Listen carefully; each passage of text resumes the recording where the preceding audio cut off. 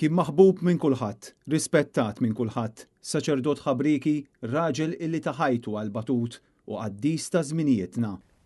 Aħna pajjiż sabiħ ta' Malti pajjiż sabiħ ħafna. Irridu nibżgħu għalih. Jiena preokkupat ħafna fuq l-ambjent. Irridu nibżgħu għalih dan il-pajjiż. U noqogħdu attenti li ma tkunx overpopulated Malta. Għaliex imbagħad se jkollna problemi seri ħafna. L-iktar ħaġa li iddejjaqni fil-Maltin tal-lum hija l-indifferenza. Li qegħdin nsiru poplu indifferenti, ma konniex hekk aħna. Aħna konna nies li noħdu ssib xulxin. Qed tifhem illum il-ġurnata qed tinduna li nies qed jidraw ċerti affarijiet u qed isiru indifferenti u dik ħażina. Kmieni l-4 filgħodu tħabbret il-mewt tal-eks direttur tal-Caritas Monsinjur Viktor Grek li kellu 95 sena. Monsinjur Grek se jibqa' mfakkar bħala s-saċerdoti li lura fl-1984 beda l-proġett tal-Caritas biex jgħin permezz ta' programmi ta' prevenzjoni u riabilitazzjoni kontra droga u fl-1985 waqqaf l-ewwel komunità terapeutika f'pajjiżna għal dawk li jabbużaw mis-sustanzi. Monsinjur Grek kien ukoll wieħed mill-fundaturi tal-Caritas Ewropa u kien ukoll iservi fil-bord tal-Caritas International u ħadem b'saħħa u dedikazzjoni biex ikun hawn l-ewwel shelter residenzjali f'pajjiżna l-irġiel kif ukoll għan-nisa u apparti minn hekk fetaħ dar għar-riabilitazzjoni tal-priġunieri bi problemi ta' droga.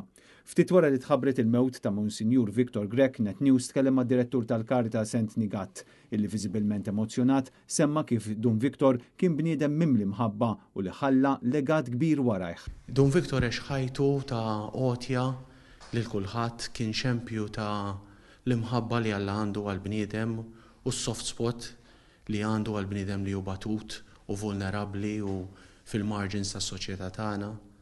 Però li tibqa' ħafna miegħa hija dik il-ħarsa kbira ta' mħabba tiegħu. Sal-bieraħ stess, ġifieri fis-sodda muġuh x'inrani u kull min forsi kellu l-privileġġ li jista' jżuru. Dik il-ħarsa hekk dik it-bissima kbira. U minn fommu joħroġ inħobbok entni u Alla jħobbok.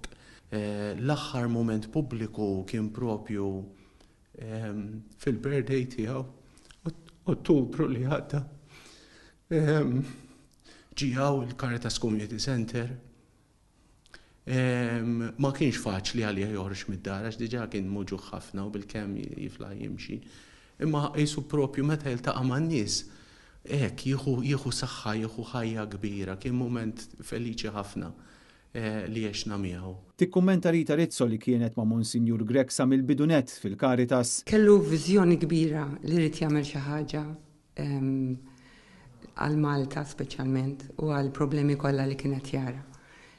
Qatt naħseb ma konna naħsbu għax anka il-grupp li konna fil-bidu li konna naslu għaw. Bernadette Briffa hija social worker li wkoll ħadmet mill-qrib ma' Dun Viktor. Impatt kbir ħafna. Jiena meta gradwajt kienu li laqani għadu il-ġob li kelli l-Caritas u nista' ngħid lillum hekk onorata li kienu li gwidani fil-karriera tiegħi u dak li naf illum nafu lilu, speċjalment il-viċinanza man-nies fil-bżonn.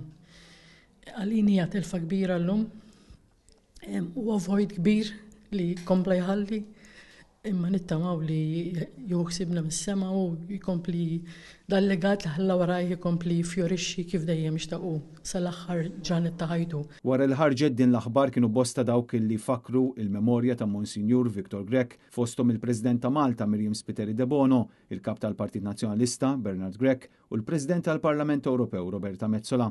Intant tħabbar li Monsinjur Grek se jkun qed jingħata funeral mill-Istat. Il-Gvern fil-fatt tkellem mal-familja u dawk li kienu l-aktar qrib Monsinjur Viktor Grek biex flimkien magħhom isiru l-arranġamenti neċessarji fl-organizzazzjoni tal-funeral.